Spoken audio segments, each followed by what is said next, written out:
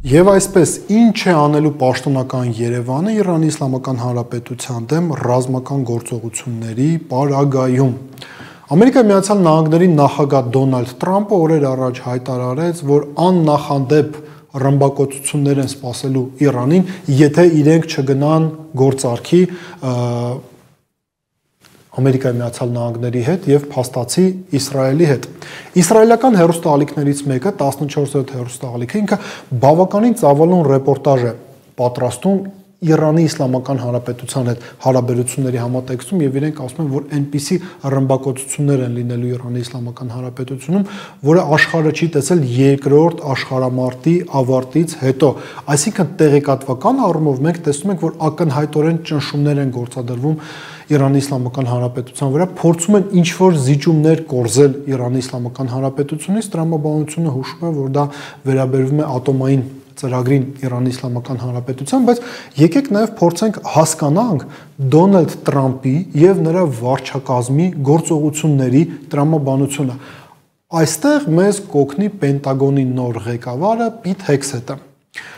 Պիթ Հեքսեթը վերջերս մի քանի հետաքրքիր պատմությունների կիզակետում է հայտնվել, այսպես ձևակերպեք։ Նախ նա հայտարարեց հետևյալը, որ Ամերիկայի Միացյալ Նահանգները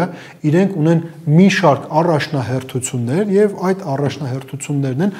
անվտանգային առումով սահմանների պաշտպանությունը Ամերիկայի Միացյալ Նահանգների եւ Չինաստանի զսպումը։ Դրանից հետո պատմություն ունեցավ նաև շարունակություն, մամուլում ամերիկյան եղավ արտահոսք եւ մենք իմացանք, որ ներքին որոշակի փաստաթղթերում Պիթ Հեքսեթը նշել է, որ Ամերիկայի Միացյալ Նահանգների զինված ուժերի համար շատ հավանական է սցենարը, որ իրենք Չինաստանի հետ ռազմական բախման մեջ մտնեն Թայվանի համար։ Տրամաբանությունը մեզ հուշում է հետևյալը, որ եթե Ամերիկայի Միացյալ Նահանգները գնան տնտեսական քաղաքական եւ ռազմական առումով պատերազմի Չինաստանի հետ, իրենք պետք է կարողանան հնարավորինս շատ ռեսուրսներ կենտրոնացնել Չինաստանի դեմ այդ սպասվելիք պատերազմում։ Սրանով է նաեւ պայմանավորված այն, որ Դոնալդ Թրամփը փորձում է հնարավորինս արագ ազատվել ուկրաինական ճգնաժամից, որովհետև թե տնտեսական առումով, թե դիվանագիտական առումով, թե շատ այլ առումներով այս կոնֆլիկտը շատ արյուն է տանում նաև Ամերիկայի Միացյալ Նահանգներից։ Տրամաբանությունը նաև հուշում է հետևյալը. եթե ամերիկացիները ըստ Պիթ Հեքսեթի եւ ըստ նոր վարչակազմի մի շարք այլ պաշտոնյաների իրենք դուրս են գալիս Եվրոպայից,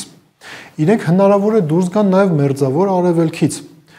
Բայց տրամաբանությունը նաև հուշում է հետևյալը, որ ամերիկացիները չեն կարող պարզապես իրենց դաշնակիցներին թողեն մի իրավիճակում, որ իրենք ռազմական առումով խնդիրներ կունենան։ Դրա համար է օրինակ խոսվում այն մասին, որ Գերմանիայի այդ զորքերը կարող են հանել ամերիկյան, այդ զորքերը տեղափոխվեն Հունգարիայի անվտանգությունը ապահովելու համար։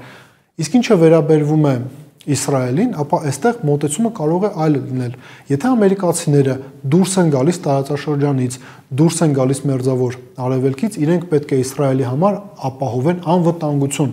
Հիմնական գործոնը, որը կարող է խաթարել Իսրայելի տարածքային ամբողջականությունը, անվտանգությունը, ընդհանրապես ոչնչացնել Իսրայել պետությունը, դա Իրանն է։ Սրանով է պայմանավորված իրենց կենտրոնացումը Իրանի Իսլամական Հանրապետության վրա, նրա խնդրի վրա։ Այստեղ է, որ տրամաբանությունը մեզ հուշում է, որ եթե ամերիկացիները իսկապես լուրջ են տրամադրված տարածաշրջաններից դուրս գալու Չինաստանին զսպելու համար, ապա տրամաբանությունը հուշում է, որ իրենք իսկապես կարող են ռազմական գործողություններ իրականացնել Իրանի Իսլամական Հանրապետության դեմ։ Ու այստեղ է, որ շատ տրամաբանական հարց է առաջ գալիս, հարց, որի պատասխանից կախված է նաև մեր բոլորիս անվտանգությունը։ Լավ, ենթադրենք Իրանի Իսլամական Հանրապետության դեմ իսկապես ռազմական գործողություններ են իրականացնում հրթիռակոծությունից մինչև ցամաքային սպեցօպերացիա։ Ինչ է անելու Հայաստանի Հանրապետությունը, ինչ դիրքավորում է ունենալու պաշտոնական Երևանը։ Մենք միանալու ենք Ամերիկայի Միացյալ Նահանգներին եւ Իսրայելին եւ մեր հնարավորությունների չափով հարվածելու ենք Իրանի Իսլամական Հանրապետության, խոսքը ռազմական հարվածի մասին չէ, այլ սահմանները փակելու մասին է կամ տնտեսական առումով դադարեցնել կոոպերացիան Իրանի Իսլամական Հանրապետության հետ։ Մենք միանալու ենք այն ճամբարին, որը սատարելու է Իրանի Իսլամական Հանրապետությանը, թե մենք փորձելու ենք որոշակի առումով չեզոքություն պահպանել։